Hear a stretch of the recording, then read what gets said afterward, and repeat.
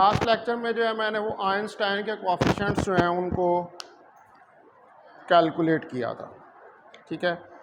आज हमने वही जो आइंस्टाइन के कोएफिशिएंट्स हैं उसकी बेस के ऊपर जो कंडीशन है स्टिमुलेटेड एमिशन के लिए, हाई स्टिमुलेटेड एमिशन के लिए, उसको डिस्कस करना है। Condition for high stimulated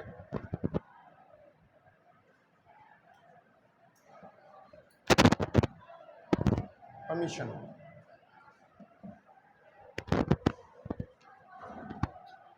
stimulated emission का तो हम जानते हैं कि ये ट्रिगरिंग से, यानी कि कोई इंसिडेंट रेडिएशन या फोटॉन्स जो हैं आप किसी एटम के ऊपर फॉल करें और वो एटम ग्राउंड स्टेट से लोअर स्टेट में वापस आए, तो हम कहते हैं कि ये स्टिमुलेटेड एमिशन जो है उसमें से जो फोटॉन निकल रहे हैं उस एनर्जी डिफरेंस के मुकाबले में that is causing the stimulated emission. अब जो अब्जॉर्प्शन और स्पॉन्टेनियस एमिशन है ये हमेशा अकर करते हैं together when emission take place, stimulated emission take place, यानी कि जिस वक्त स्टिमुलेटेड एमिशन हो रहा होता है तो उसके साथ स्पॉन्टेनियस एमिशन और स्टिमुलेटेड अब्जॉर्प्शन भी दोनों हो रहे होते हैं, ठीक है। स्पॉन्टेनियस क्या है? स्पॉन्टेनियस को तो आपको पता है कि उसने 10⁻⁸ तक जो एटम्स होंगे कुछ, उन्होंने अपनी स्टेट के अंदर रहना है, हायर स्टेट के अंदर रहना है, और उसके बाद उन्होंने खुद ब खुद ही जो है वो डिके कर जाना है लोअर स्टेट के अंदर, ठीक है। और अब्जॉर्प्शन क्या है कि जब आपने रेडिएशन इंसिडेंट की है तो जारी बात है कि जो निचली स्टेट के अंदर आपके पास एटम्स हैं उनके अंदर जो इलेक्ट्रॉन्स हैं वो एनर्जी को अब्जॉर्ब करेंगे और ऊपर जाएंगे। तो जब स्टिमुलेटेड एमिशन अकर कर रहा है तो उसके साथ जो दूसरे दो प्रोसेसेस हैं वो भी साइमल्टेनियसली अकर कर रहे होंगे, ठीक है। तो हम यहाँ पर ये कह सकते हैं कि द अब्जॉर्प्शन, जो अब्जॉर्प्शन है and spontaneous emission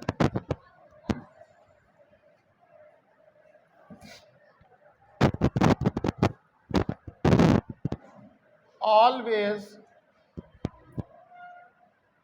occur together with stimulated emission।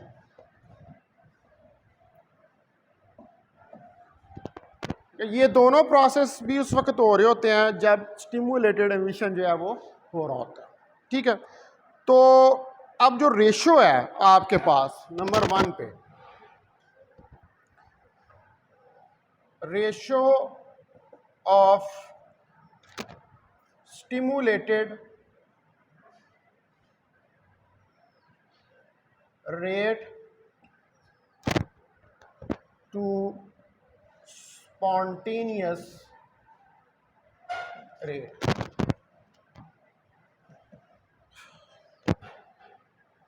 जो स्टिमुलेटेड एमिशन का रेट है और स्पॉन्टेनियस एमिशन का रेट है, अगर हम इसकी जो है वो रेशो लें तो the ratio of stimulated rate to spontaneous rate is given as, इसको आप राइट डाउन कर सकते हैं कि R S P to R S T, यानी कि स्पॉन्टेनियस टू स्टिमुलेटेड, और ये बराबर आ जाएगा, इनमें वैल्यूज आप रख दें तो A21 N2 divided by B21 N2 rho of nu, ये चीज़ आ जाएगी। इसको आप फर्दर राइट डाउन कर सकते हैं कि R S P over R S T that is equal to A21 over B21 1 over rho over nu, इसको कह दें ये इक्वेशन नंबर 1 है आपके पास।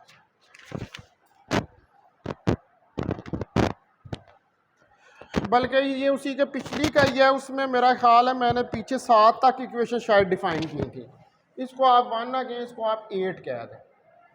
ये पिछले आर्टिकल की ही कंटिन्यूशन है। अब आप इक्वेशन नंबर 5 एक आपने पीछे लिखी थी, इक्वेशन नंबर 5 जो है उसको पुट करें इक्वेशन नंबर 8 के अंदर। Put equation 5 into equation 8। Equation 5 जो है उसको इक्वेशन 8 के अंदर सब्स्टिट्यूट करें। तो इक्वेशन 5 मैं राइट डाउन कर देता हूं। इक्वेशन 5 जो हमने राइट डाउन की थी वो इक्वेशन 5 थी रो ऑफ न्यू ई की power h nu over k T minus 1 A21 over B21, ये वाली इक्वेशन है, इक्वेशन नंबर 5। इसको सब्स्टिट्यूट कर दें इक्वेशन नंबर 8 के अंदर। तो इक्वेशन नंबर 8 के अंदर जब आप इसको सब्स्टिट्यूट करेंगे तो ये हमारे पास वैल्यू आ जाएगी RSP over RST that is equal to rho of nu e की power h nu over k T minus 1 over rho of nu, ये आ जाएगा। ठीक है, इसमें रो ऑफ न्यू क्या है, आपस में कैंसल आउट हो जाएंगे। ठीक है, ये कैंसल आउट हो जाएंगे तो आपके पास रह जाएगा R S of P over R S of T is equal to e की power h nu over k T minus 1। ये चीज़ बाकी जो है वो बच जाएगी। अब यहाँ पर आप कुछ वैल्यूज़ जो हैं उनको अज्यूम हम करते हैं, यानी कि टी की, एच की, न्यू की, ये इसके अंदर सब्स्टिट्यूट करके देखते हैं। अगर मैं यहाँ पर ये कहूँ कि अज्यूम दैट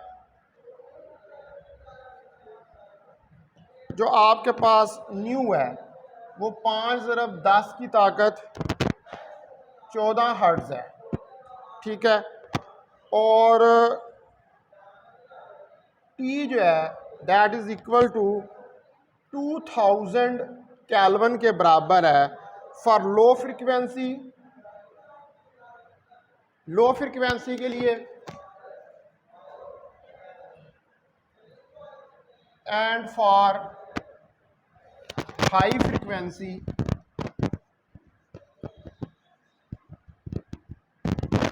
और जो हाई फ्रीक्वेंसी है,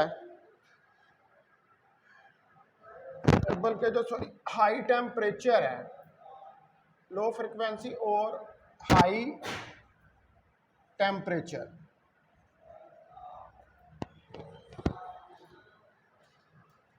फार को भी यहां से खत्म कर दे, एंड हाई टेम्परेचर कंडीशन, और ये आएगी आपके पास H nu over k T is equal to 12, यानी कि इसके अंदर न्यू, एच, के और टी की है तो बोल्ट्जमैन कांस्टेंट है। टेम्परेचर आपके पास 2000 केल्विन है, न्यू आपके पास 5 ज़रब 10 की ताकत 14 हर्ट्ज़ है। ये वाली वैल्यू इस फैक्टर के अंदर सब्स्टिट्यूट करें। एच की वैल्यू आपके पास 6.67 10 की पावर माइनस 34 जूल सेकंड जो है वो आ जाएगी। 6.67 10 की पावर माइनस 34 जूल सेकंड, और जो ये बोल्ट्जमैन कांस्टेंट है इसकी 1.38 10 की पावर माइनस 23 जूल पर केल्विन आपके पास वैल्यू आ जाएगी। ठीक है, ये सारी वैल्यूज़ जो हैं इसको इनके अंदर सब्स्टिट्यूट करें तो ये आंसर हमारे पास किसके बराबर आ जाता है, 12 के। ठीक है, ये सारा पुट करेंगे तो 12 के बराबर आ जाएगा। सॉरी, ये 23 होता है कि 31 होता है? याद है, ये मुझे कन्फ्यूजन हो रही है। -31 होता है ना मेरा ख्याल, कि 23 होता है?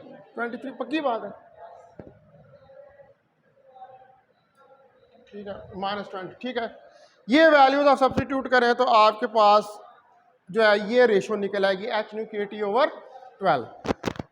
तो इसका मतलब है कि जो हमारे पास RSP/RST है, that is equal to 1 minus, बल्कि e⁻12 - 1 ये निकला। अब e⁻12 को कैलकुलेट करेंगे और -1 में से करेंगे तो ये आ जाएगा 62753, यानी कि RSP जो है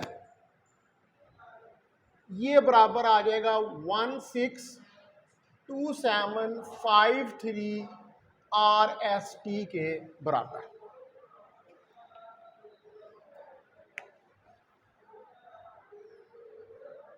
अब यहां पर आप देख सकते हैं RSP की वैल्यू ज्यादा है, क्योंकि ना इतने बड़े फैक्टर के साथ मल्टीप्लाई हो रही है।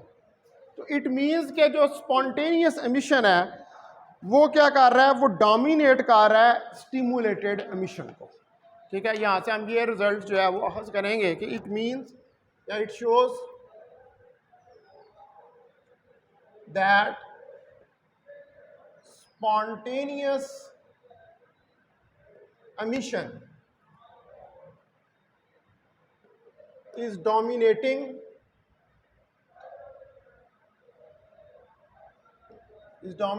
the stimulated emission, कि ये डोमिनेट कर रहा है किसको, स्टिमुलेटेड एमिशन को, in the optical region, in the optical region of high temperature. यानी कि जब टेम्परेचर की वैल्यू आपने ज़्यादा रखी है, कितनी रखी थी, 2000 केल्विन, और कंडीशन फ्रीक्वेंसी की क्या ली हुई है, लो। ठीक है, एंड लो फ्रीक्वेंसी कंडीशन, और लो फ्रीक्वेंसी कंडीशन के ऊपर टेम्परेचर हाई है, फ्रीक्वेंसी लो है। तो अगर फ्रीक्वेंसी लो, टेम्परेचर हाई हो, तो उस केस के अंदर जब आपने रेशो कैलकुलेट की है स्टिमुलेटेड एमिशन और स्पॉन्टेनियस एमिशन की, तो वहाँ पर हमें ये नज़र आ रहा है कि स्पॉन्टेनियस एमिशन जो है वो डोमिनेट कर रहा है स्टिमुलेटेड एमिशन। ठीक है जी, तो अब जो एनर्जी डेंसिटी है हमारे पास, therefore energy density rho of nu, यही आपके पास एनर्जी डेंसिटी है, रो ऑफ न्यू जो है present while the active medium,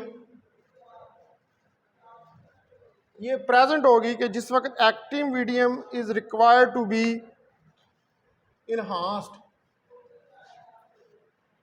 is required to be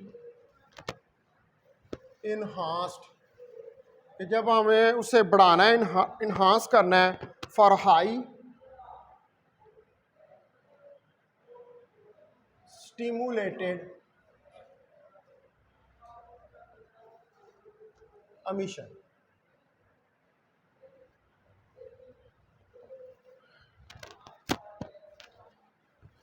अच्छा, जब आपने ये चाहते हैं कि स्टिमुलेटेड एमिशन जो है वो इन्हांस्ड हो, हाई हो, तो उस वक्त आपके पास एनर्जी डेंसिटी को प्रेजेंट होना चाहिए और एक्टिव मीडियम की वहाँ पर ज़रूरत होती है कि जो स्टिमुलेटेड एमिशन को इन्हांस करता है। इसकी सिंपल सी एग्जांपल ये है कि अगर आप हीलियम नियॉन लेज़र जो है उसका मैकेनिज्म देखें, तो हीलियम नियॉन लेज़र जो होती है उसके अंदर हीलियम के एटम्स यूज़ किया जाते हैं, नियॉन को एज एन एक्टिव मीडियम के तौर पर यूज़ किया जाता है। ठीक है, अब हीलियम के एटम्स क्यों यूज़ किए जाते हैं? ताकि नियॉन जो है उसके एटम्स के अंदर स्टिमुलेटेड एमिशन जो है उसको जनरेट किया जाए, ज़्यादा एनर्जी प्रोवाइड की जाए। जब ज़्यादा एनर्जी प्रोवाइड करेंगे एक्टिव मीडियम को, तो एक्टिव मीडियम का मतलब ये है कि वो जो लेजिंग कर रहा है उसको हम एक्टिव मीडियम कहते हैं। तो वो एक्टिव मीडियम जो है वो क्या करेगा, उसके अंदर जो एटम्स हैं वो ग्राउंड स्टेट से उठकर हायर स्टेट के अंदर चले जाएंगे, ज़्यादा एटम ग्राउंड स्टेट से उठकर हायर स्टेट में जाएंगे और उसके बाद लेजिंग जो है वो स्टार्ट हो जाएगी। ठीक है, तो यहाँ पर यही कहने वाले का मतलब है कि आपको उस एक्टिव मीडियम के साथ अगर आप ये चाहते हैं कि स्टिमुलेटेड एमिशन हाई हो जाए, स्टिमुलेटेड एमिशन इंक्रीज हो जाए, तो उस स्टिमुलेटेड एमिशन को इंक्रीज करने के लिए एक्टिव मीडियम के लिए आपको एक और मीडियम की ज़रूरत होती है, जैसे कि हीलियम नियॉन लेज़र के अंदर आप करते हैं। ठीक है, या और मीडियम की ज़रूरत होती है या आपको एनर्जी किसी और फॉर्म में रिक्वायर्ड है, चाहे आप वो हीट करके उसको दे दें, चाहे आप उसको रेडिएशन की फॉर्म में दे दें, या उसके एटम के साथ किसी तरीके से क्लूजन करवा दें, एनर्जी डेंसिटी जो है उसका प्रेजेंट होना ज़रूरी है। यानी कि नंबर ऑफ एटम्स जिनकी वजह से एनर्जी प्रोड्यूस हो रही है वो एनर्जी होनी ज़रूरी है, तब ही आपका स्टिमुलेटेड एमिशन जो है वो इंक्रीज होगा, अदरवाइज हो सकता है वो इन्हांस है। अदरवाइज आपके पास वही है रेशो क्या आ जाएगी कि स्पॉन्टेनियस एमिशन जो है वो ओवरकम कर जाएगा किसको, स्टिमुलेटेड एमिशन। ठीक है, अच्छा अब दूसरे नंबर पर रेशो जो है वो कैलकुलेट करते हैं, वो रेशो हम कैलकुलेट करेंगे, ये तो हमने किया स्टिमुलेटेड और स्पॉन्टेनियस रेट की। अब दूसरी रेशो स्टिमुलेटेड और जो अब्जॉर्प्शन है, उन दोनों रेट्स की हमने कैलकुलेट करके देखनी है। Number 2, ratio of stimulated rate to absorption rate. Stimulated और अब्जॉर्प्शन का रेट देखना है, तो अब जो अब्जॉर्प्शन ट्रांजिशन है वो ओवर काम उस वक्त कर सकती हैं कि अगर हम पहले जो है इसके रेट इक्वेशन जो है उसको राइट डाउन करें, तो the ratio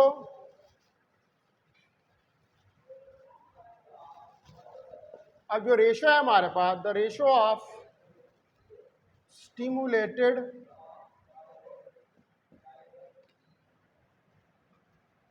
two absorption rate is given as.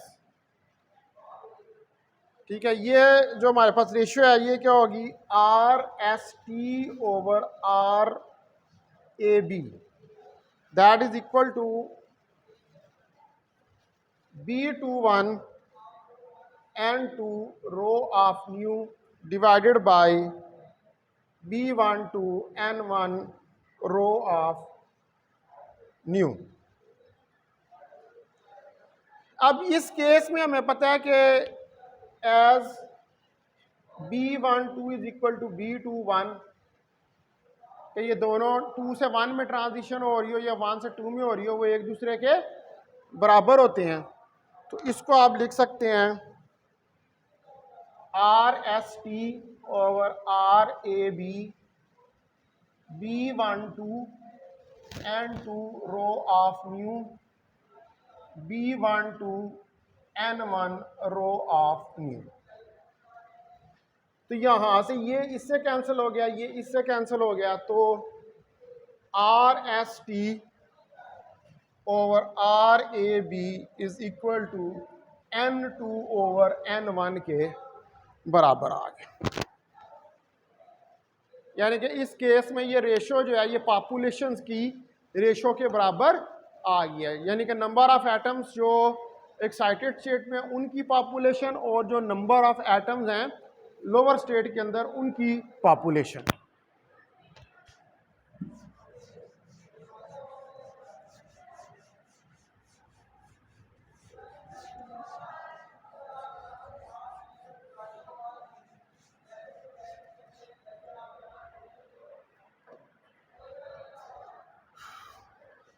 अब इसके अंदर जो फर्स्ट पॉइंट है वो हम डिस्कस करके देखते हैं, जो ए पॉइंट है।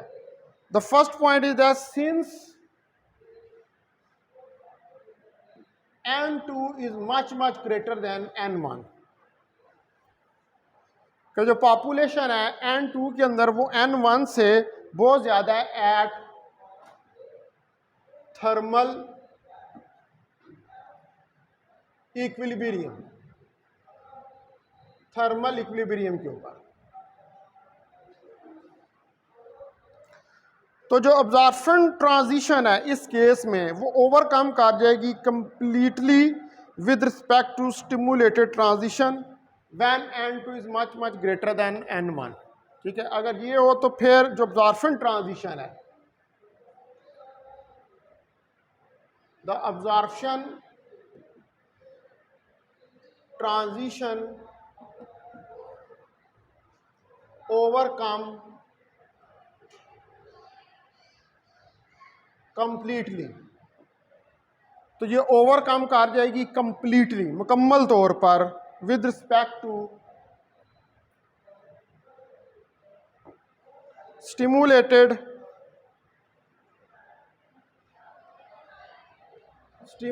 Transition when n2 is much much greater than n1।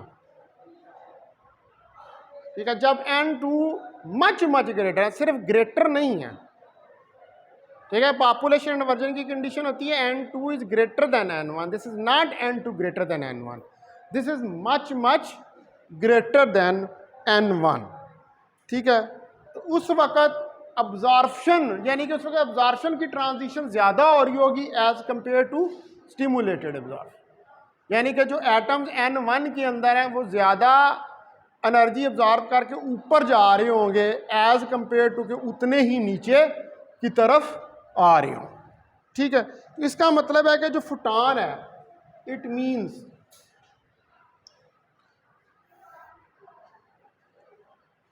A photon, कि जो फोटॉन है आपके पास लाइट का,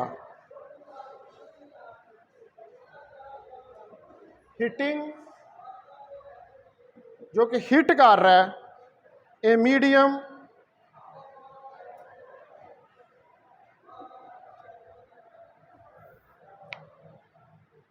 हैज मच हायर, इसके पास ज्यादा हायर जो है वो प्रोबेबिलिटी है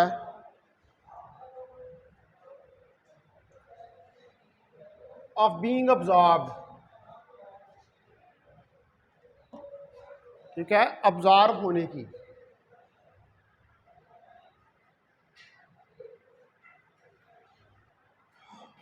ऑफ बीइंग, यानी कि इस केस के अंदर इसके पास ज़्यादा प्रोबेबिलिटी है लाइट के फोटॉन के पास कि वो जब हिट करेगा जाके ग्राउंड स्टेट पर या लोअर स्टेट के ऊपर तो वो अब्जॉर्ब हो जाएगा।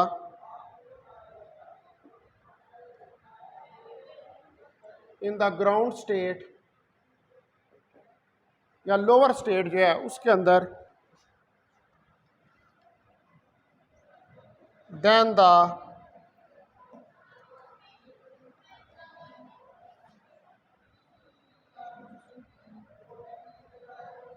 stimulating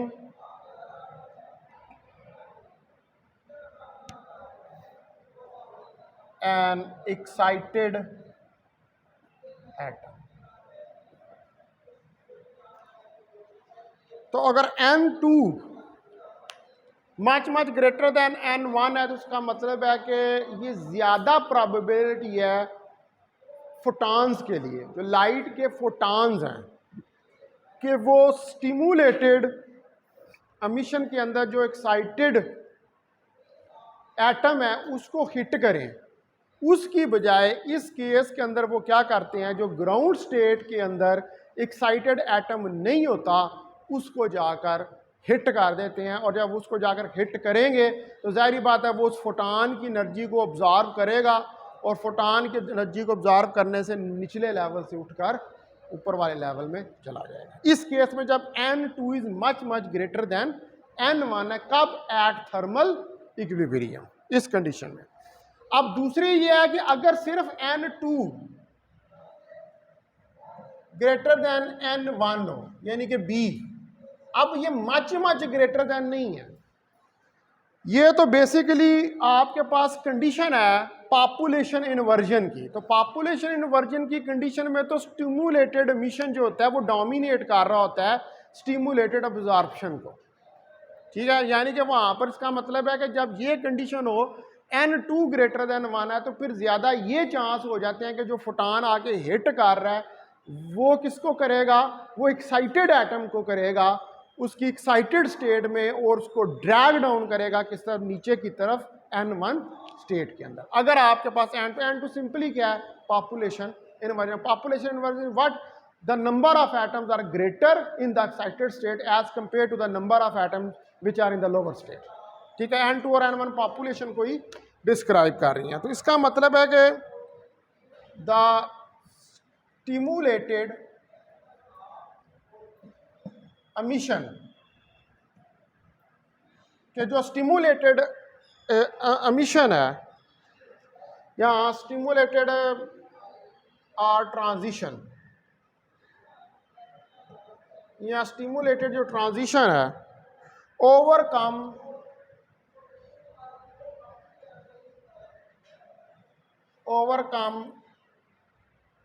कंप्लीटली, ये कंप्लीटली उस वक्त ओवरकम कर जाती है with respect to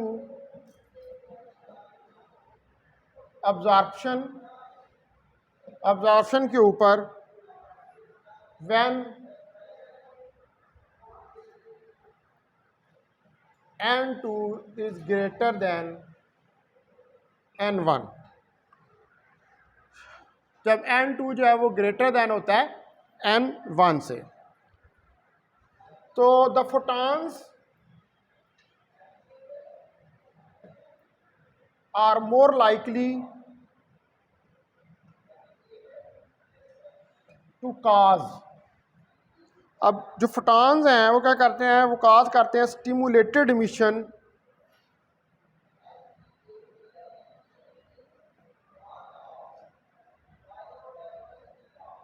then absorption.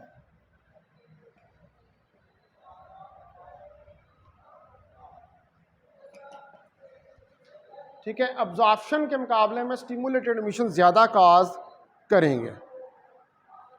अब जो आपके पास पॉपुलेशन है एक्साइटेड स्टेट की, therefore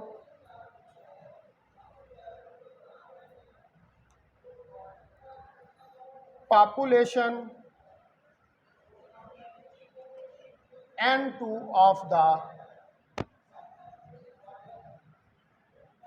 excited state,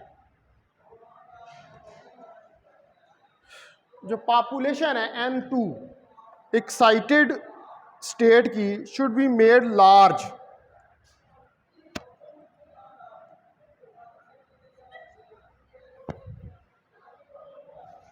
should be made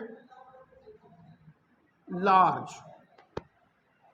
तो ये ज्यादा हो जाती है किसके मुकाबले में, N1 के मुकाबले में। Then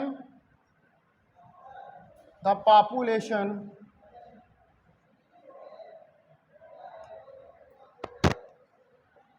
N1 of the lower energy state, lower energy state के मुकाबले, यानी कि जिसको आप ग्राउंड स्टेट भी कह सकते हैं, to achieve high stimulated emission,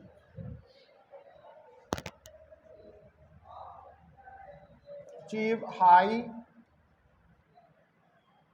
stimulated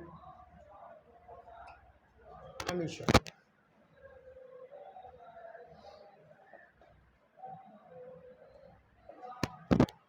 अगर आप ये चाहते हैं कि हाई स्टिमुलेटेड एमिशन जो है वो आपको मिल जाए, तो फिर क्या होना चाहिए, N2 is greater than N1 होना चाहिए।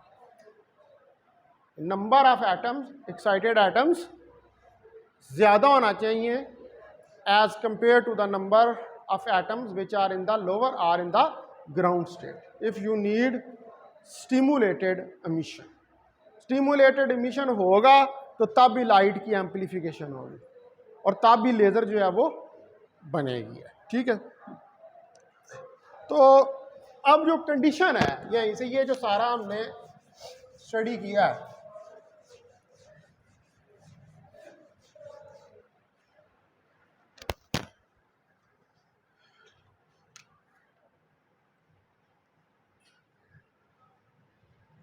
तो condition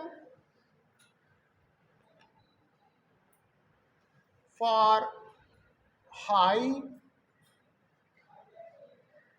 stimulated emission,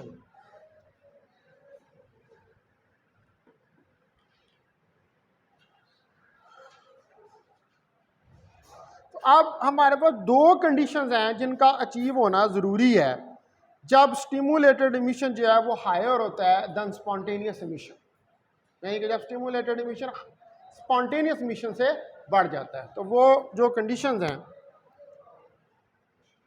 the following to conditions must be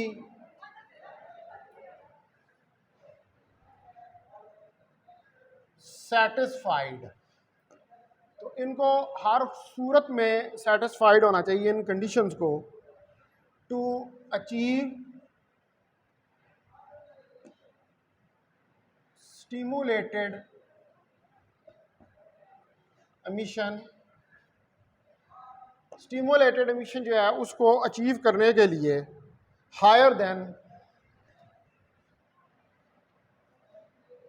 then spontaneous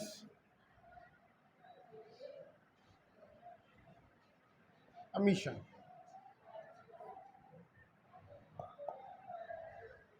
जो कि हायर हो स्पॉन्टेनियस एमिशन से। तो उसमें नंबर 1 कंडीशन, पहली कंडीशन ये है कि जो पॉपुलेशन है एक्साइटेड एटम्स की, एक्साइटेड लेवल की, that must be greater than the population of atoms in lower level. पहली कंडीशन यानी कि n2 ग्रेटर दैन n1।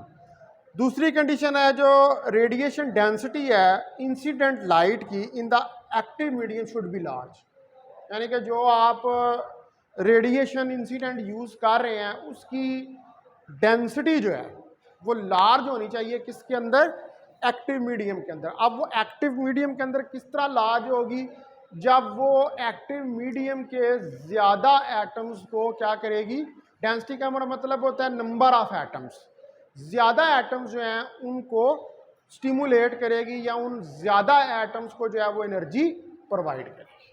तो ये दो कंडीशंस हों अगर, तो फिर आपका जो कंडीशन है हाई स्टिमुलेटेड एमिशन की ओवरकम कर जाती है किसको, स्पॉन्टेनियस एमिशन को। तो नंबर 1 के ऊपर the population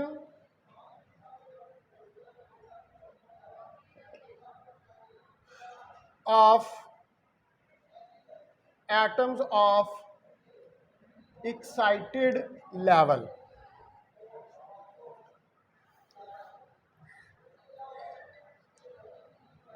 should be greater than the population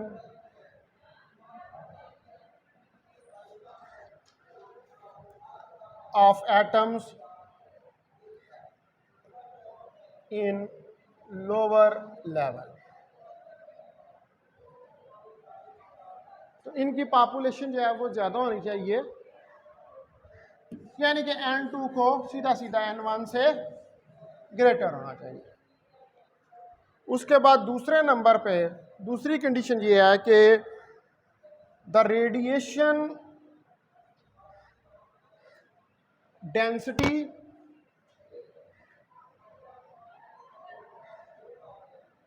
of incident light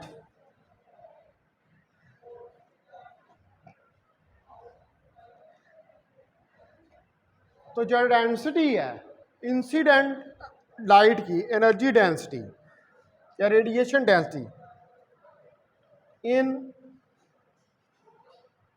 active medium should be. वालेकुम सलाम जनाब इम्तियाज साहब, की हाल है? ठीक ठाक हो? तबीयत ठीक है? कितने? अच्छा ਉਹਨੂੰ ਕਾਰ ਦੇ, ਉਹਨੂੰ ਕੋਈ ਤਸੱਲੀ ਦਿਓ, ਉਹਨੂੰ ਤਸੱਲੀ ਨਹੀਂ ਆਉਂਦੀ। ਅੱਛਾ ਉਹ ਦਰਾਤ ਕਿਹਨੂੰ ਠੀਕ ਕਰਨਾ ਜੀ? ਠੀਕ ਹੈ ਨਾ, ਉਹਨੂੰ ਕਹੋ ਕਿ ਤੂੰ ਤਸੱਲੀ ਕਰ, ਉਹ ਮੈਨੂੰ ਰੋਜ਼ ਕਹਿੰਦੀ ਹੈ। ਆਹੋ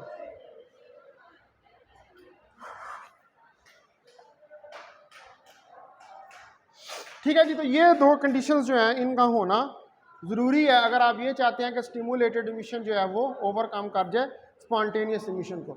तो ये सारी कंडीशंस हमने इसलिए डिस्कस किए हैं कि क्योंकि ये तीनों प्रोसेसेस जो हैं वो एक साथ अकर कर रहे होते हैं। अब जो हमारे माइंड के अंदर ये सवाल पैदा होता है जी कि हम क्यों स्टिमुलेटेड एमिशन करवाते हैं, हम अगर स्पॉन्टेनियस एमिशन हो रहा है तो स्पॉन्टेनियस एमिशन से ही क्यों नहीं लेजिंग प्रोड्यूस हो जाती। फिर आप उसको अब्जॉर्प्शन करवाते हैं तो अब्जॉर्प्शन करवाने से भी तो रेडिएशन को प्रोड्यूस होना चाहिए। अब ये these are all the questions which arise in the mind कि ये तीनों प्रोसेस हैं और तीनों प्रोसेसेस का काम क्या है। इन तीनों प्रोसेसेस का काम ये है कि दो लेवल्स के दरमियान में एनर्जी डिफरेंस को जनरेट करना। तो फिर हम स्टिमुलेटेड एमिशन को ही क्यों इस्तेमाल करते हैं लेजिंग के लिए। ठीक है, अगर कोई लेज़र का स्टूडेंट है या कोई लेज़र के अंदर कोई काम कर रहा है तो उससे पहला सवाल यही पूछा जाएगा कि why you use stimulated emission for the lazing. भाई दूसरे प्रोसेस भी तो है ना, दूसरे क्यों नहीं यूज़ कर लेते आप, स्टिमुलेटेड को क्यों यूज़ करते हैं। तो ये ज़रा आपने सोचना है कि स्टिमुलेटेड को क्यों यूज़ करते हैं। ठीक है, मैंने सारा ये बता दिया डिटेल के साथ कि क्या स्टिमुलेटेड प्रोसेस होता है, स्पॉन्टेनियस क्या होता है और अब्जॉर्प्शन क्या होता है, क्यों हमें स्टिमुलेटेड एमिशन की कंडीशन जो होती है वो रिक्वायर्ड होती है। ठीक होगी जी बात। अच्छा, अब उसके बाद जो है हमने ये देखनी है कंडीशन फॉर लाइट एम्पलीफिकेशन। ठीक है, कि जो लाइट एम्पलीफाई, अब स्टिमुलेटेड एमिशन बेसिकली क्या कर रहा होता है कि वो लाइट को एम्पलीफाई कर रहा होता है। ठीक है, तो क्या कंडीशन हम यहाँ पर लगाते हैं लाइट की एम्पलीफिकेशन। ये मैंने आपको जो अभी तक लेज़र पढ़ाई है ये आप समझ लें कि एक कच्ची के बच्चे को भी मैं पढ़ाऊँ ना तो उसको भी ये समझ आ जाए, इतने लोअर लेवल पे जाके मैंने इसको डिस्कस किया। ठीक है, 5वीं का बच्चा जो नहीं होता, ये किसी स्कूल में पढ़ता हो, जो हम बेचारे तो गरीब से लोग थे, गरीब टाटों वाले स्कूलों में पढ़े हुए हैं। ये जो आजकल के बच्चे हैं lower glamour school, beacon house है, उनकी किताबें देखो ना तो उनके अंदर ये सारी चीज़ें लिखी होती हैं। ठीक है, तो ये उस लेवल से मैंने इसको डिस्कस किया इन चीज़ों को। तो अगर आप भी आपकी इसकी अंडरस्टैंडिंग नहीं डेवलप हो रही तो फिर मैं कुछ नहीं कर सकता। ठीक है, बिल्कुल लोअर लेवल के ऊपर जाके, FSC से भी नीचे जाके मैट्रिक के ऊपर जाके ये कहिए। तो condition for light amplification,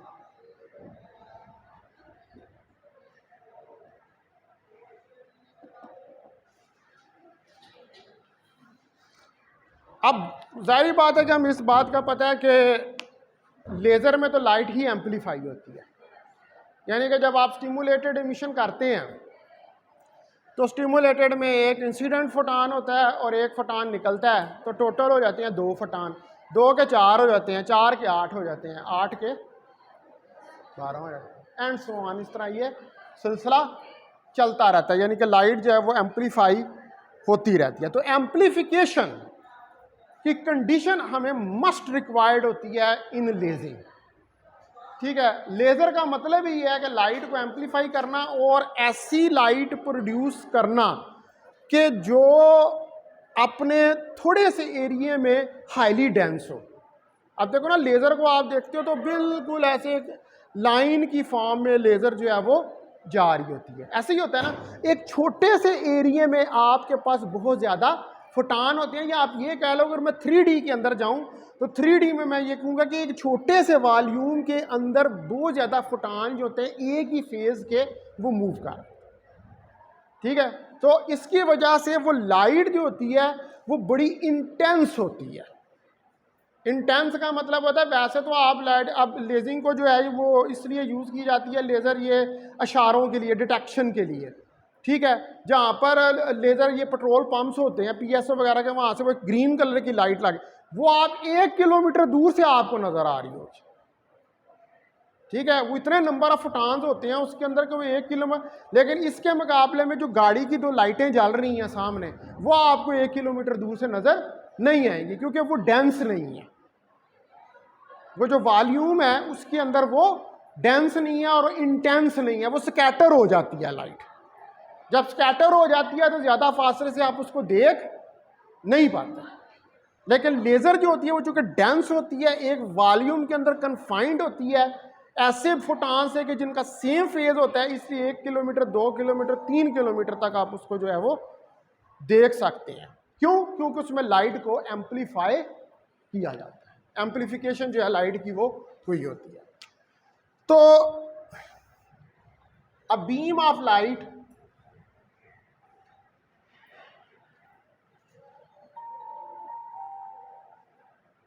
propagating, तो अगर एक बीम ऑफ लाइट जो है वो प्रोपोगेट कर रही है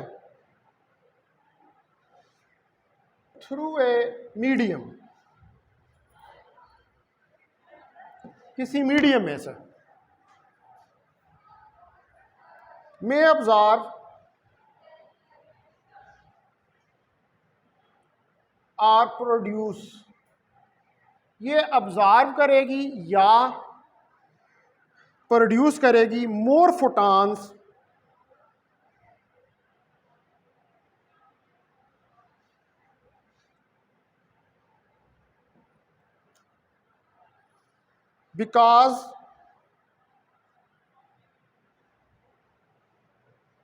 because attenuation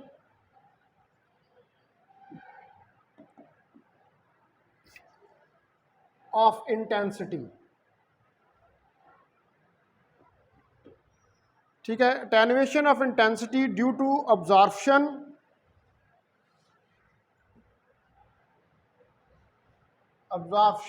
and amplification of light।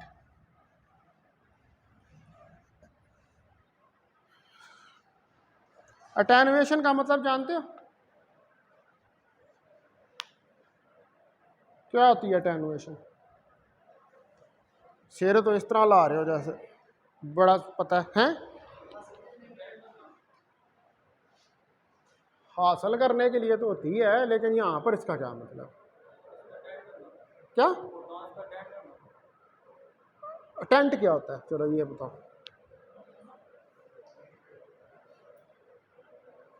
तो मैंने ये लिखा है कि बिकॉज अटेनुएशन ऑफ इंटेंसिटी, यहाँ पर अटेनुएशन का मतलब है इंक्रीज के जुमरे में इस्तेमाल हो रहा है। अटेन करके एक वॉल्यूम के अंदर उसकी इंटेंसिटी को क्या किया? इंक्रीज कर दिया। That is the meaning of attenuation. ठीक है,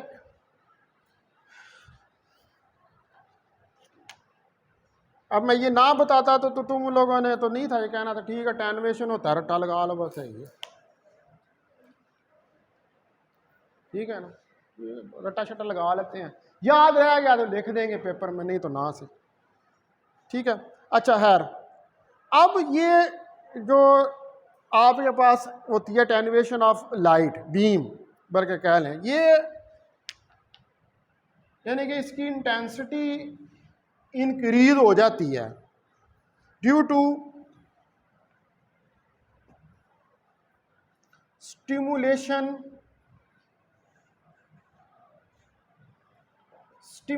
की वजह से occurs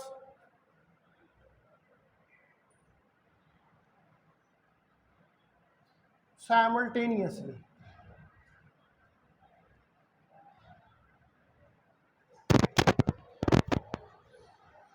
जो कि अकर करती है साइमल्टेनियसली, एक साथ, अब्जॉर्प्शन और एम्प्लीफिकेशन। जब अब्जॉर्प्शन और एम्प्लीफिकेशन अकर करती है साइमल्टेनियसली तो आपकी लाइट अटेनुएट हो जाती है। अटेनुएट का मतलब एक एरिया के अंदर उसकी इंटेंसिटी बहुत ज़्यादा इंक्रीज हो जाती है, इंटेंस हो जाती है, इन दोनों, यानी कि अब्जॉर्ब भी कर रही है और साथ एम्प्लीफाई भी हो रही है।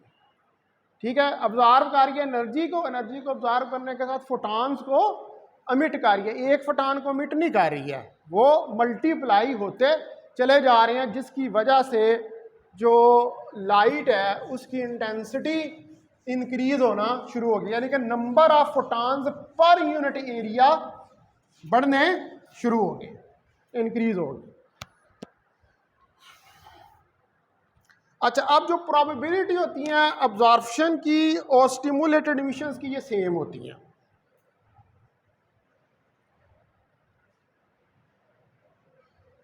The probabilities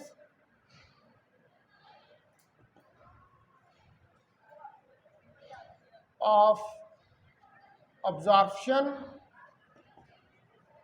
and stimulation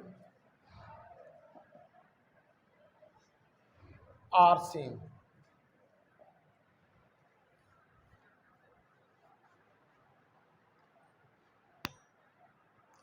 तो एम्प्लीफिकेशन किस वक्त प्रीडोमिनेट करती है, यानी कि किस वक्त वो डोमिनेट कर जाती है? द एम्प्लीफिकेशन प्रीडोमिनेट, उस वक्त ये डोमिनेट करती है only if there are more atoms in the higher level। अगर आपके पास ज़्यादा एटम्स हैं हायर लेवल के अंदर then the atoms in the lower level.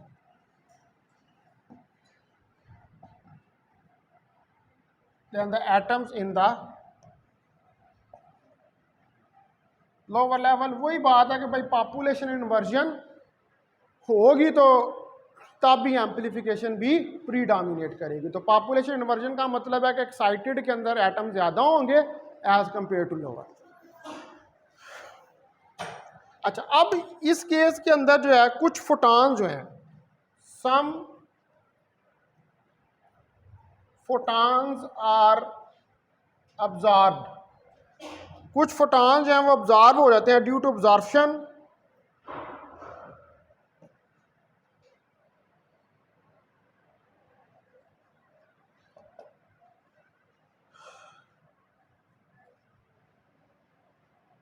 Absorption की वजह से, जो अब्जॉर्व कर रहे होते हैं वो अब्जॉर्प्शन की वजह। And some photons are generated and some photons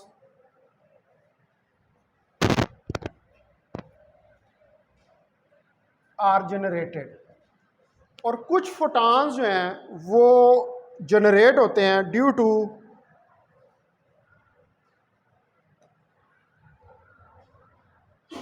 emission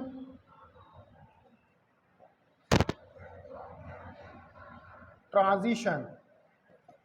emission transition की वजह से when a beam travels through a medium,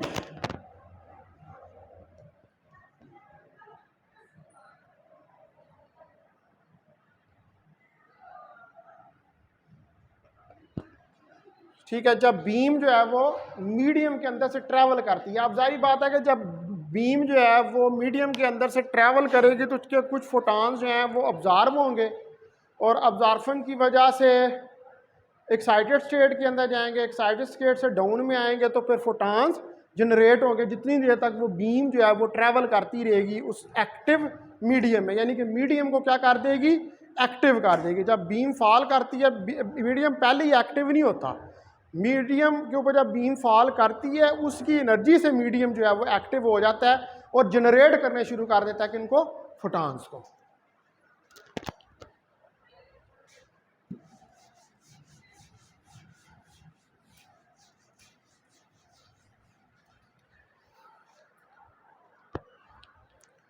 अब जो आपके पास इंटेंसिटी आई है लाइट की,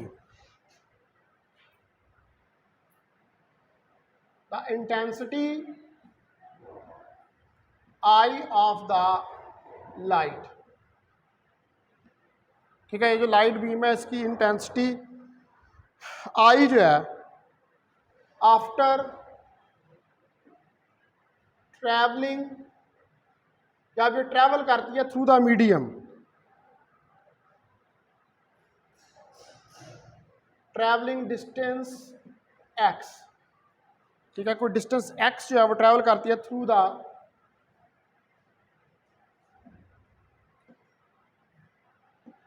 मीडियम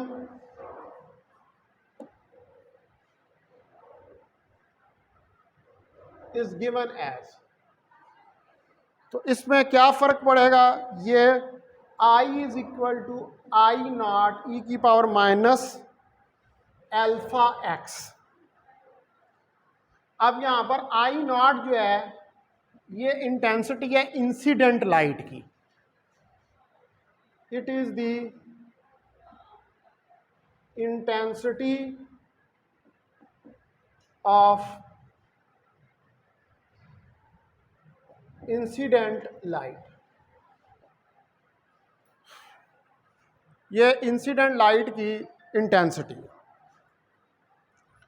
ठीक है। उसके बाद यहां से आपको पता लगता है कि जब ये मीडियम के थ्रू ट्रैवल कर रही है तो ये इंटेंसिटी एक्सपोनेंशियली डिक्रीज हो रही है। तो डिस्टेंस एक्स ट्रैवल कर रही है ना, तो जब डिस्टेंस एक्स ट्रैवल कर रही है तो ये रिलेशन ये कुछ शो कर रहा है कि इंटेंसिटी के अंदर डिक्रीज जो है वो आ रहा है। तो इट शोज दैट इंटेंसिटी, ये शो कर रहा है कि इंटेंसिटी जो है डिक्रीजेज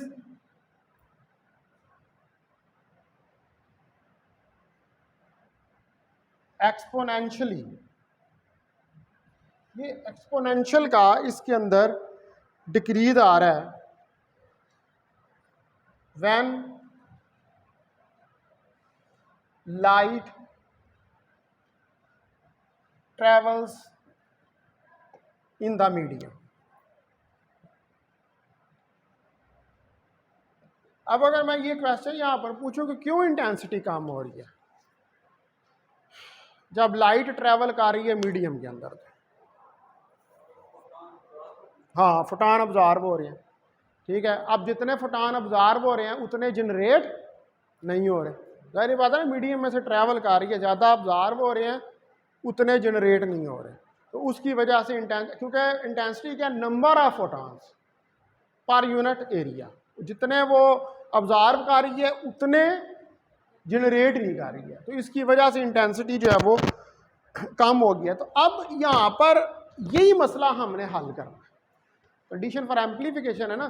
तो अब क्या इस सूरत में एम्प्लीफिकेशन होगी? नहीं, ऐसी सूरत के अंदर तो एम्प्लीफिकेशन नहीं होगी, ठीक है। तो हमें तो लेजिंग के लिए जो मीडियम आपने एक्टिव करना है, जिस मीडियम को आप कह रहे हैं कि एक्टिव है और वो लेजिंग प्रोड्यूस कर रहा है, तो वहाँ पर तो हमें एम्प्लीफिकेशन चाहिए। तो फिर कैसे आप एम्प्लीफिकेशन करेंगे, क्या करेंगे मीडियम के साथ ऐसा कि वो एम्प्लीफायर बन जाए, ठीक है। ये तो एक आम सादा मीडियम की मैं बात कर रहा हूं। तो अगर since n2 is greater than n1 and alpha is positive for medium, और इसमें ये जो अल्फा कांस्टेंट है ये पॉजिटिव है मीडियम के लिए इन थर्मल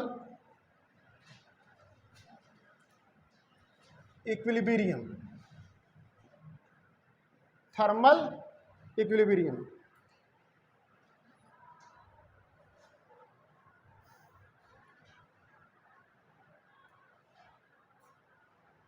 तो जब n2 जो है वो मेड ग्रेटर देन n1 है, ठीक है, जब यानी कि जब आप n2 को ज़्यादा कर देते हैं, if n2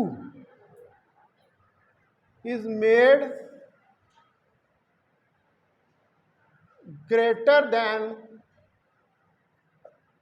n1,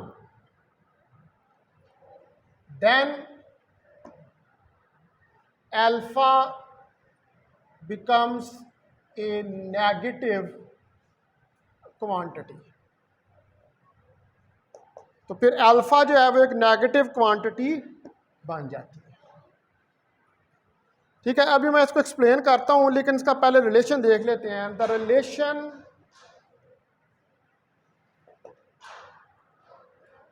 for intensity of light becomes, इस केस में जो इंटेंसिटी ऑफ लाइट का रिलेशन है वो आ जाएगा आई नॉट। अब मैंने कहा है कि अल्फा को क्या कर दिया, नेगेटिव कर दिया। ठीक है, इस रिलेशन के अंदर अल्फा को नेगेटिव कर दिया। तो जब यहाँ पर अल्फा को मैं नेगेटिव कर दूंगा, यानी कि आई नॉट ई की पावर माइनस अल्फा एक्स, इसको क्या कर दिया, नेगेटिव। तो यहाँ पर ये नेगेटिव होने के बाद बन जाएगा गैमा, आई नॉट ई की पावर गैमा एक्स। ठीक है, यानी कि माइनस अल्फा को मैंने कह दिया ये गैमा के बराबर है, where gamma is equal to minus alpha is called gain coefficient. इसको आप कहते हैं gain coefficient per unit length. तो अब आप देखें कि जब ये एक्सपोनेंशियल पॉजिटिव हो जाएगा तो फिर एक्सपोनेंशियली इंक्रीज होगी, अगर नेगेटिव हो तो एक्सपोनेंशियली डिक्रीज होती है। तो यही वाला जो पर यूनिट लेंथ आपका गेन कोएफिशिएंट है, अगर ये इंक्रीज हो जाएगा तो फिर इसका मतलब है कि हमारे पास एम्प्लीफिकेशन आना शुरू हो जाएगी, गेन का इंक्रीज होना। गेन के इंक्रीज होने से एम्प्लीफिकेशन जो है वो आनी शुरू हो जाएगी। तो इसका मतलब है कि जो हमारी इंटेंसिटी है, फिर इस केस के अंदर मैं इस इक्वेशन को आप कह लें ए, ठीक है, इस इक्वेशन को कह लें ये बी है। तो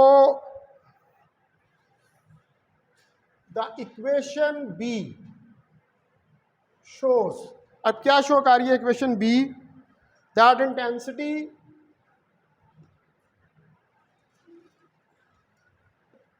grows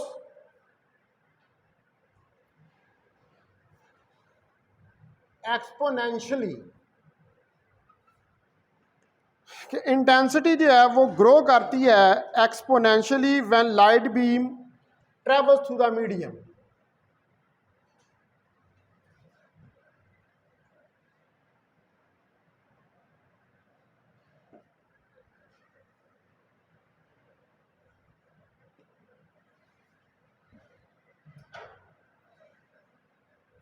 जब लाइट बीम जो है वो मीडियम के थ्रू ट्रैवल करती है।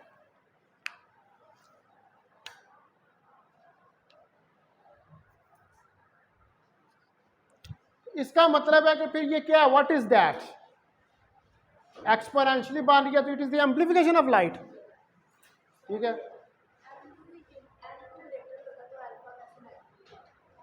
बताता हूं।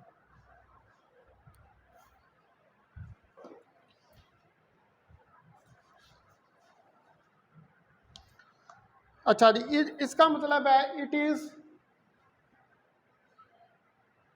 Amplification of light.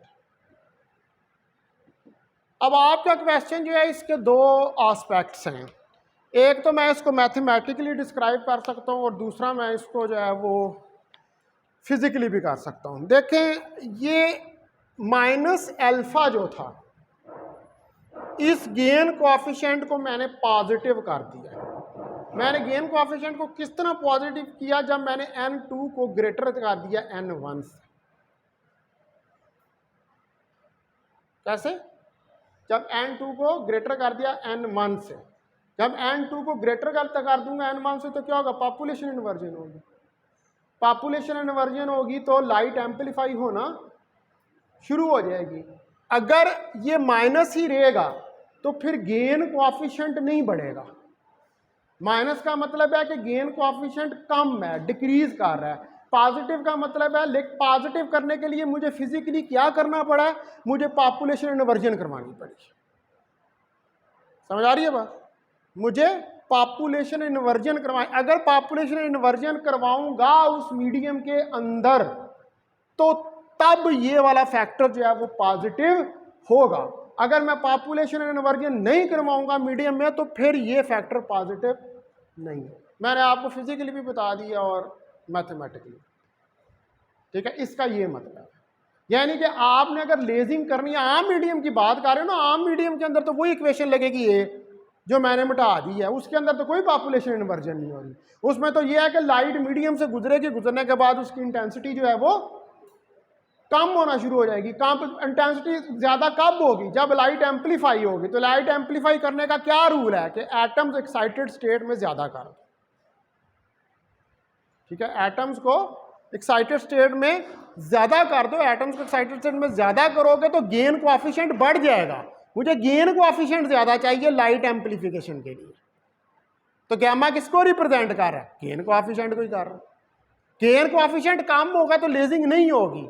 Gain coefficient बढ़ेगा तो फिर आप लेजिंग को भी छोड़ दो, आपको कि लाइट एम्पलीफाई नहीं होगी। हम लेजर तो एक पर्टिकुलर केस हो गया ना, हम जर्नल बात करते हैं कि लाइट जो है वो एम्पलीफाई नहीं होगी। तो लाइट के एम्पलीफाई होने के लिए जो गेन है उसका ज़्यादा होना जरूरी। ठीक होगी बात? तो हमने क्यों इसको पॉजिटिव किया? वो पॉजिटिव भी तो पीछे जो फिजिक्स आ रही है उससे ही किया है ना। पॉजिटिव इसलिए किया है कि भाई ये नेगेटिव के साथ तो ये कभी भी एम्पलीफिकेशन नहीं कर सकता। ये तो एक्सपोनेंशियली डिके कर रहा है, डिक्रीज कर रहा है। मुझे तो लाइट एम्पलीफाई चाहिए, मुझे तो गेन ज़्यादा चाहिए। तो मुझे जब गेन ज़्यादा चाहिए तो मैं पॉपुलेशन इन्वर्जन करूंगा। जब पॉपुलेशन इन्वर्जन करूंगा तो ये ऑटोमेटिकली पॉजिटिव हो जाएगा। ठीक है, ये है इसका मतलब। अच्छा जी, तो इसका अब यहां से तो क्लियर हमें पता लग गया कि ये एम्पलीफिकेशन ऑफ लाइट है। अब जो कंडीशन है for amplification, the condition for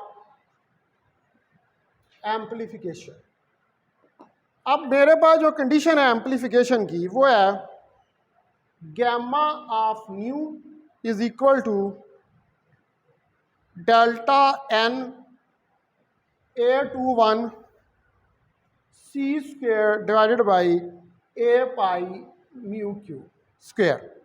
अच्छा, ये वाले जो रिलेशन है ना, ये अभी मैं यहाँ पर डायरेक्ट लिख रहा हूँ। तो मैं आगे इनको ड्राइव करूँगा जब मैं ब्लैक बॉडी पे जाऊँगा, ब्लैक बॉडी रेडिएशन के ऊपर। ये ब्लैक बॉडी रेडिएशन से प्लांक्स लॉ जो है उससे ये रिलेशंस ड्राइव होते हैं। ठीक है, अभी यहाँ पर मैं इनको सिर्फ डायरेक्ट यूज़ कर रहा हूँ। डेल्टा एन यहाँ पे पॉपुलेशन को कर रहा है, A21 कोएफिशिएंट है आपका, C स्क्वेयर जो है वो वेलोसिटी ऑफ लाइट है, 8 pi coefficient nu frequency of light. ठीक है, तो इसको मैं यूं भी लिख सकता हूं, gamma nu is equal to delta N को लिख सकता हूं n2 minus n1 difference of population A21 C square 8 pi mu square. इसको कह दें कि ये आपके पास कोई इक्वेशन नंबर C है। तो यहां पर गैमा ऑफ न्यू जो है, what is this? This is gain coefficient where is a gain coefficient. ये हमारे पास गेन कोएफिशिएंट है। तो गैमा वी गेन कोएफिशिएंट जो है इज पॉजिटिव। ये पॉजिटिव होगा if n2 minus n1 is greater than equal to 0, यानी कि n2 is greater than n1. This condition is called population inversion.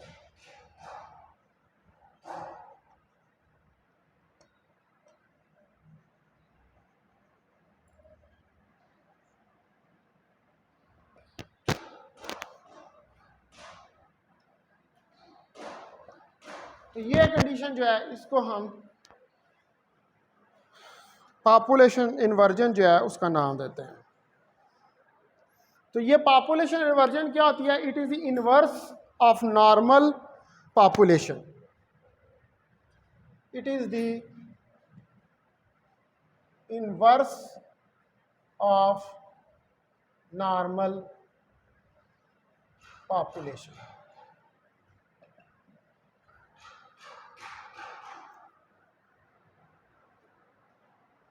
तो इसका मतलब है कि पॉपुलेशन इन्वर्जन जो है वो एक नेसेसरी कंडीशन है किसके लिए? For the amplification of light.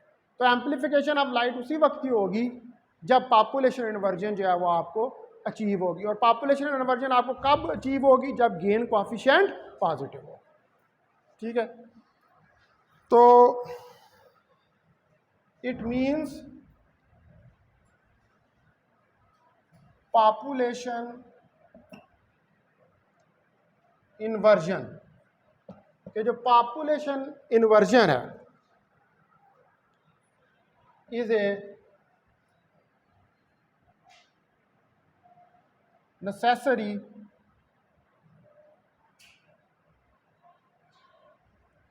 Condition for amplification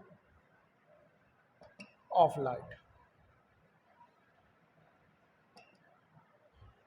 कि ये एक नेसेसरी कंडीशन है एम्प्लीफिकेशन ऑफ लाइट के लिए.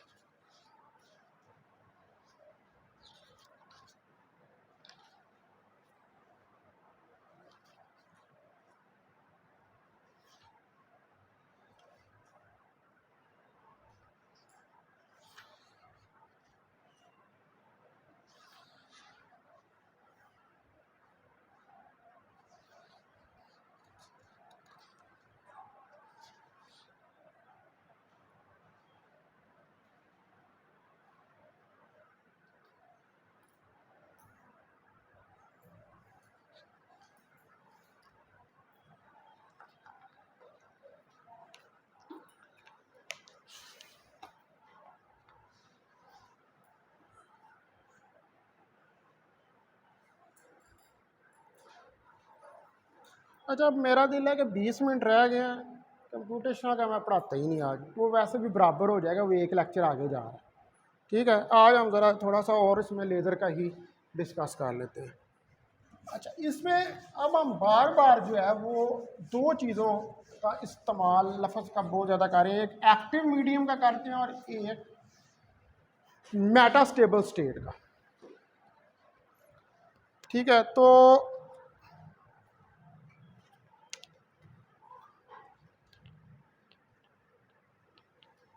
एक्टिव मीडियम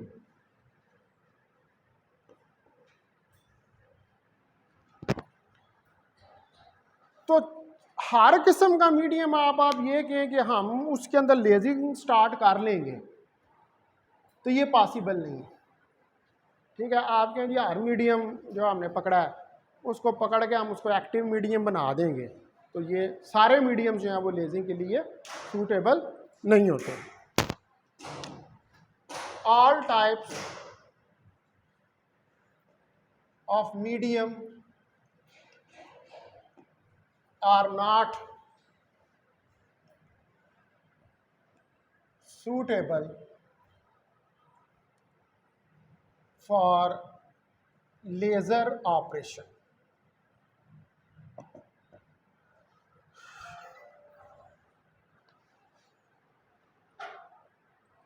तो कोई मीडियम जो होता है इसके अंदर डिफरेंट टाइप ऑफ एटम्स होते हैं. मतलब एटम्स की मुख्तलिफ स्पीशीज़ होती हैं। हर मीडियम के एटम्स जो होते हैं वो दूसरे मीडियम के एटम से डिफरेंट होते हैं। स्पीशी का मतलब होता है कि ऐसी चीज़ें कि जिनके करैक्टर्स आपस में एक दूसरे से डिफरेंट हों। तो हर मीडियम जो होता है वो डिफरेंट स्पीशीज ऑफ एटम पे कंसिस्ट कर रहा होता है। A medium consist of different types of species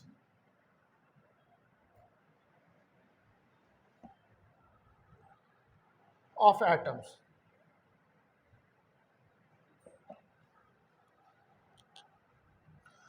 अब हर जो स्पीशीज जो होती है एटम्स की, ठीक है, यानी कि हर मीडियम के अंदर जो स्मॉल फ्रैक्शन ऑफ एटम्स होते हैं किसी पर्टिकुलर स्पीशीज के, वो सूटेबल होते हैं स्टिमुलेटेड इमिशन के लिए और लेजर एक्शन के लिए। फ्रैक्शन ऑफ एटम, ये नहीं कि सारे, डिफरेंट स्पीशीज के एटम हैं, उन डिफरेंट स्पीशीज के एटम्स के अंदर कुछ एक स्मॉल फ्रैक्शन ऑफ एटम्स ऐसे होते हैं कि जो पॉपुलेशन इन्वर्जन या लेजिंग के लिए सूटेबल होते हैं, सारे नहीं, और सारी स्पीशीज भी नहीं कि हर मीडियम जो है वो उसके लिए। इसलिए आप कहते हैं ना हीलियम नियॉन लेज़र है, गैस लेज़र है, रूबी लेज़र है, सॉलिड स्टेट लेज़र है, लिक्विड लेज़र है। क्यों? मटेरियल की बुनियाद पर इनको डिफरेंशिएट एक्टिव मीडियम, ठीक है। तो इसका मतलब है कि जो हमारे पास है only A small fraction of atoms, एक स्मॉल फ्रैक्शन जो है एटम्स का of a particular species are suitable for stimulated emission and the laser action। ठीक है, तो ये सूटेबल होते हैं कुछ fraction of atoms laser action और स्टिमुलेटेड इमिशन के लिए। तो वो एटम्स के जो काज करते हैं लाइट एम्प्लीफिकेशन को, उनको हम कहते हैं एक्टिव सेंटर्स। यानी कि अब वो जो आपके पास मीडियम है, उस मीडियम के अंदर कुछ फ्रैक्शन जो है एटम्स का वो एक्टिव होगा। तो वो जो फ्रैक्शन एटम्स का एक्टिव होगा उसको हम सेंटर्स, एक्टिव सेंटर्स का नाम देंगे। ठीक है, तो you can say that the atoms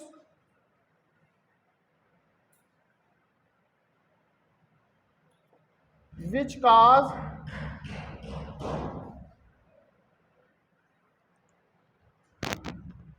light amplification,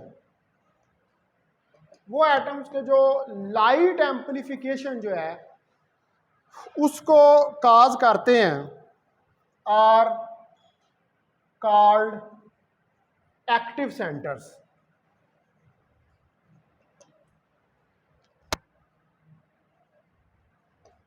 उनको हम एक्टिव सेंटर्स जो है उनका नाम देते हैं।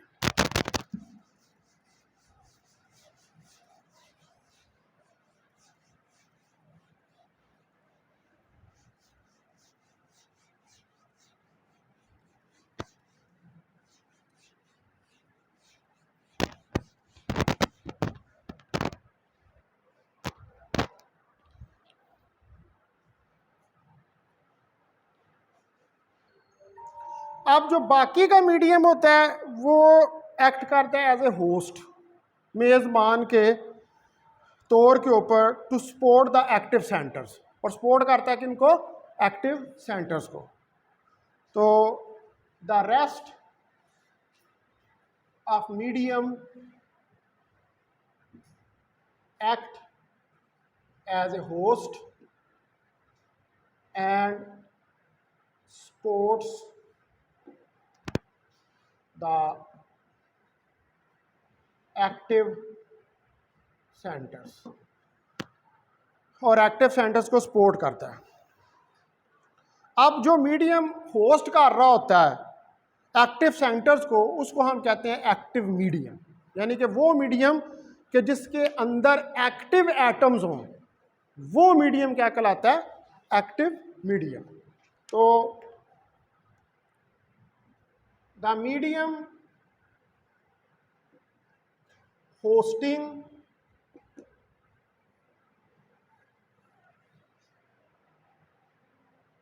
एक्टिव सेंटर्स, तो वो मीडियम के जो एक्टिव सेंटर्स जो होते हैं उनको होस्ट कर रहा होता है, इज कॉल्ड एक्टिव मीडियम। तो उसको हम एक्टिव मीडियम का नाम देते हैं।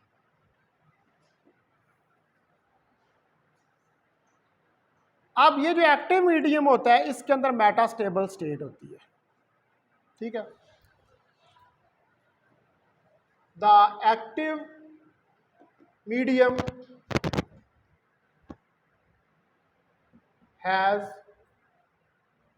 Metastable state. एक्टिव मीडियम जो है उसके ऊपर पास मेटास्टेबल स्टेट होती है, ठीक है जी। तो अब हम देखते हैं कि व्हाट इज मेटास्टेबल स्टेट। वैसे तो हमें पता है कि वो जिसके अंदर सबसे ज़्यादा टाइम के लिए एटम स्टे करता है।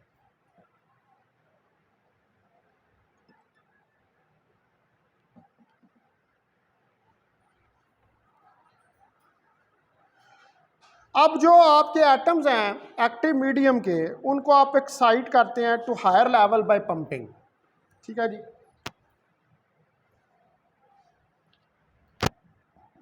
The atoms of active medium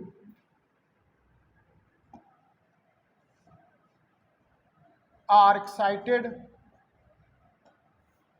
to the higher levels with the help of pumping, और उसमें डिफरेंट पंपिंग स्कीम्स आप यूज करते हैं, जिसमें 3 लेवल पंपिंग भी होती है और 4 लेवल पंपिंग भी होती है। वो मैं हमने पढ़ी भी है पहले, 2 लेवल, 3 लेवल, 4 लेवल पंपिंग। अब जो एक्साइटेड स्टेट्स होती हैं इनका शॉर्ट लाइफ टाइम होता है। Know excited states have short life time, यानी कि कम अरसे तक वो एक्साइटेड रहती हैं और उसके बाद डिके कर जाती हैं। तो ये स्टेट्स जो हैं, दीज स्टेट्स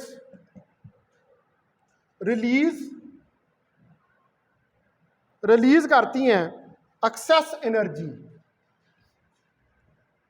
यानी कि जो एनर्जी इनकी ज्यादा हो जाती है उसको by spontaneous emission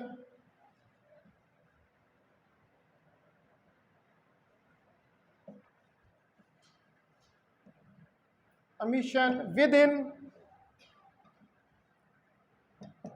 10⁻⁹ second.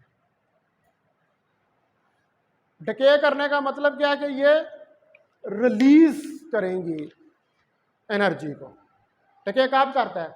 Excited के अंदर जाता है, एक्साइटेड से नीचे जब आता है तो डिफरेंस ऑफ एनर्जी जनरेट होता है। वो difference of energy in form of radiation या फोटॉन उसके अंदर से निकल जाता है। तो what is that? That is energy. Energy को रिलीज कर रहा है वो। 10⁻⁹ सेकेंड के बाद उसने नीचे की तरफ वापस आ जाना है अपनी लोअर स्टेट के अंदर, ठीक है। तो जो पंपिंग एजेंट है,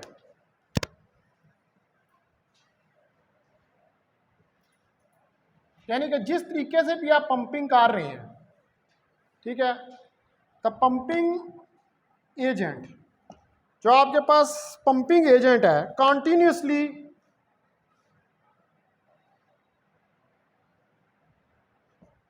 कंटिन्यूसली रेज द एटम्स, वो मुसलसल एटम्स को रेज करता रहता है, यानी कि ऊपर की तरफ उठाता रहता है, ऊपर वाली स्टेट की तरफ, to the normal excited level, एक नॉर्मल एक्साइटेड लेवल की तरफ। अब इनमें से बहुत सारे जो हैं, जब ये आप पंपिंग कर रहे होते हैं तो जाहिर बात है एटम्स जो हैं वो एक्साइटेड स्टेट के अंदर जाते हैं, और उनमें से बहुत सारे एटम्स जो एक्साइटेड स्टेट में जाते हैं वो स्पॉन्टेनियसली डिके भी कर जाते हैं, सारे प्रोसेस इकट्ठे हो रहे होते हैं, स्टिमुलेटेड स्पॉन्टेनियस अब्जॉर्प्शन। अब बहुत सारे एटम जो एक्साइटेड स्टेट के अंदर जा रहे हैं उनमें से बहुत सारे जो हैं वो स्पॉन्टेनियसली जो है वो डिके कर जाएंगे, लेकिन कुछ ऐसे होंगे जो स्पॉन्टेनियसली डिके नहीं करेंगे, जिनके लिए आपको उसके ऊपर फोटान हिट करना पड़ेगा, उसको खींच के नीचे लाना पड़ेगा। ठीक है, एक ज़बरदस्ती का आ रहा हो ना कोई बंदा, ठीक है, तो उसको खींच के पकड़ के उसको नीचे ले, तो उसको क्या है, उसके ऊपर फोटान हिट करेंगे और खींच के उसको नीचे की तरफ लेके आएंगे। तो मैनी ऑफ देम, इनमें से बहुत सारे जो हैं रैपिडली अंडरगोज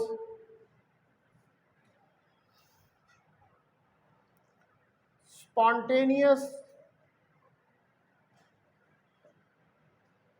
ट्रांजिशन। तो इनमें से बहुत सारे जो हैं उनमें स्पॉन्टेनियस ट्रांजिशन हो जाती है to the lower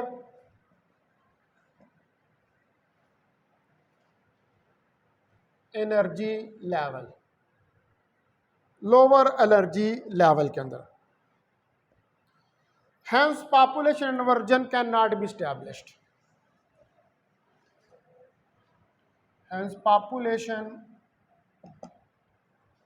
inversion cannot be established। इस केस में पॉपुलेशन इन्वर्जन जो है वो इस्टेब्लिश नहीं होती।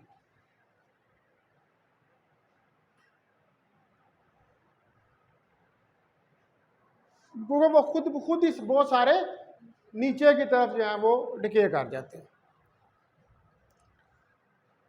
तो जो एक्साइटेड एटम्स हैं,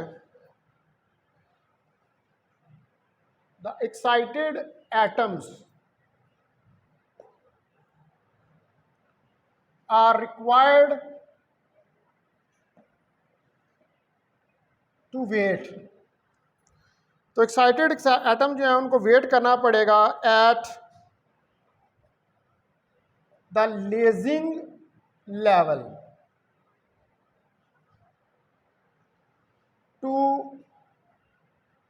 establish population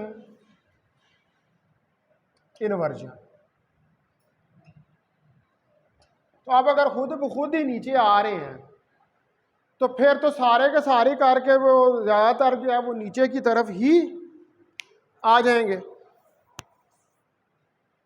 ठीक है, तो जो अब ये सूरत हाल है, इसके अंदर तो पॉपुलेशन इन्वर्जन नहीं हो रही।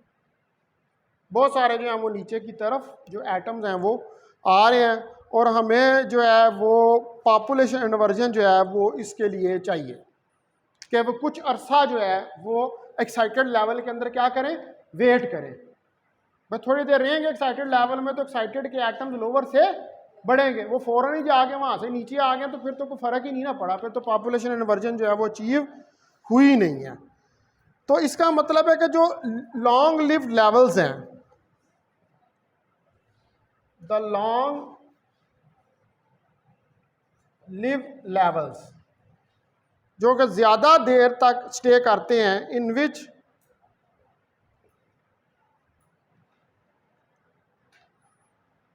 in which excited atoms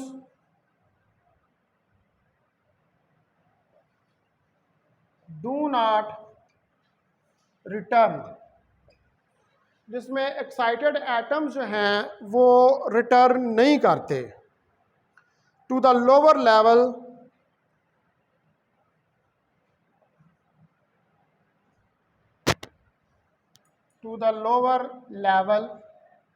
lower level की तरफ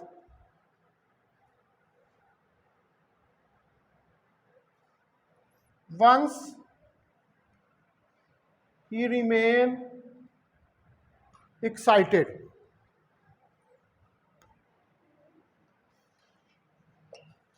तो जब ये एक दफा एक्साइट हो जाए,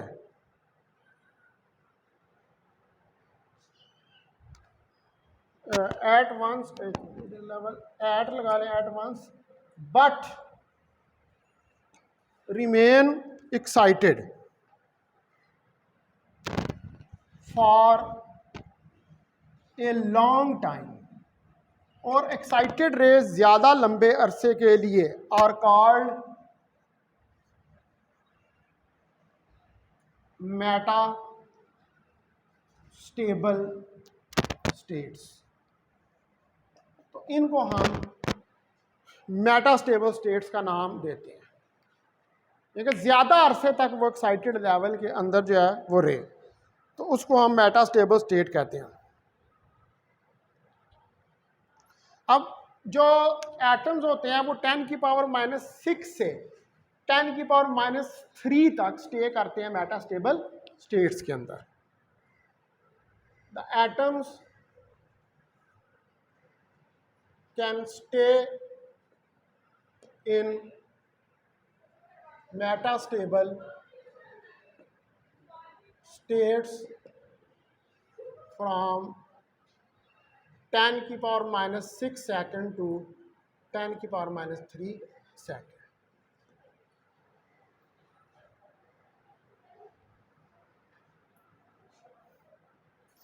तो अब ये जो है ये 10 की पावर 3 टू 10 की पावर 6 लॉन्गर है। दिस इज 10 की पावर 3 टू 10 की पावर 6 टाइम्स लॉन्गर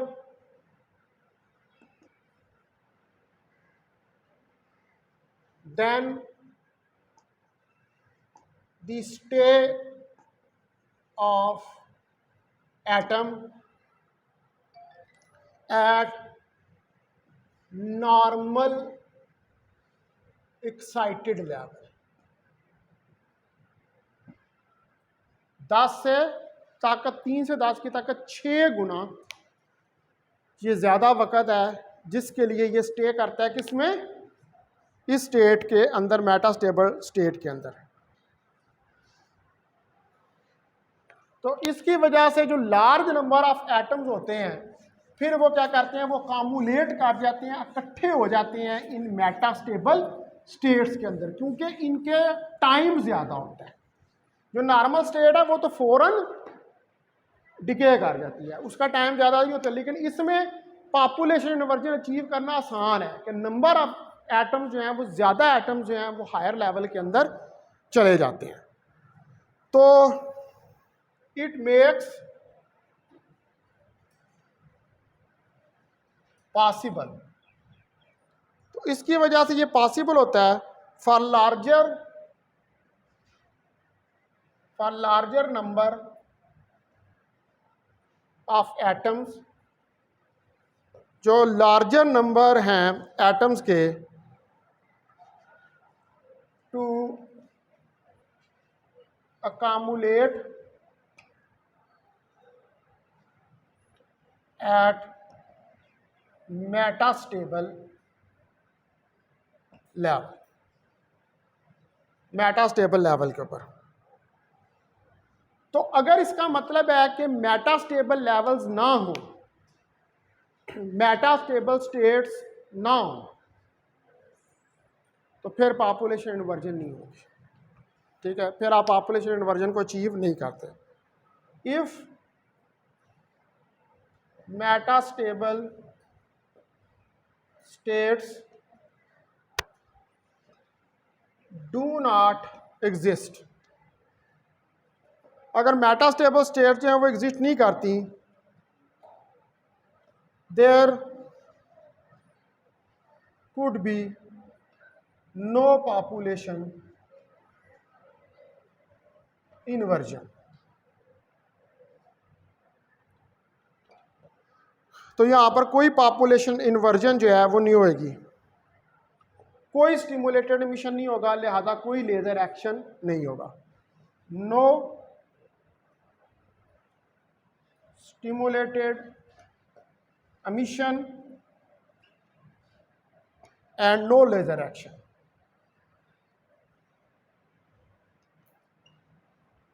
और कोई लेजर एक्शन जो है वो नहीं होगा।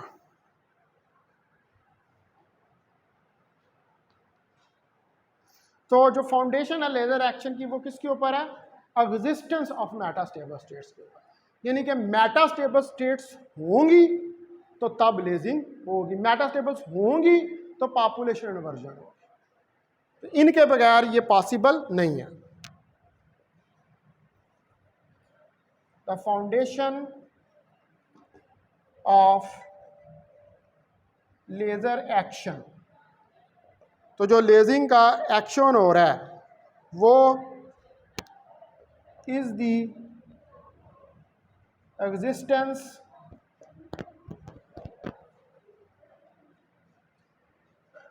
Of metastable states.